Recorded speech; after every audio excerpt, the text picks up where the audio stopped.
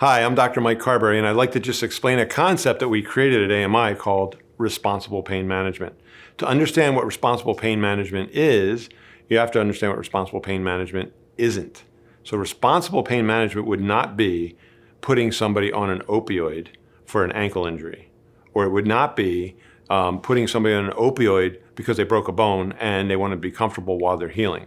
Because the side effect of that is very likely that that person will become addicted to those opioids.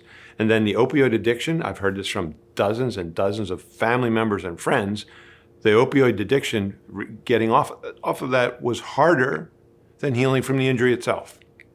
Why we do this, I don't know. In 2020, we had a record year of overdose deaths in the United States. 93,000 Americans died from an overdose of an opioid in 2020. That is 20,000 up higher than the next highest year, which would be 70,000. And if you look at that, you go, well, we lost 55,000 Americans in 10 years in Vietnam. How do we lose 73,000 Americans every year to opioids? And how do we lose 93,000 Americans in 2020 to opioids? This is way out of control. So we have a way of treating pain without opioids. That would be responsible pain management. Now, it's interesting. When I was in school, I was told you don't treat pain, you actually treat function. Pain is a symptom, you don't treat it. The problem is the patients don't agree with that. Patients come in and they want to get their pain treated. And if you don't acknowledge their pain and acknowledge you're going to do something for the pain, you're not going to have the patient. So we treat the pain, but we explain to patients, we treat it functionally. And the way we treat it functionally is we find out the things that are causing pain and why they're causing pain. And it's usually a non-function of one muscle versus overfunction of another.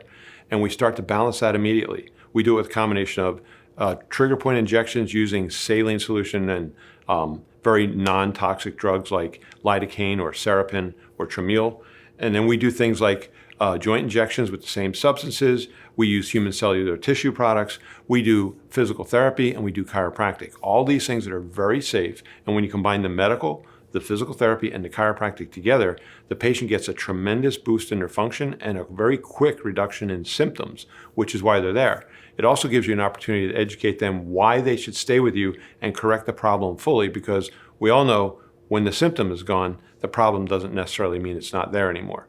We want to fix it so they're fixed and it doesn't come back. That's what responsible pain management is.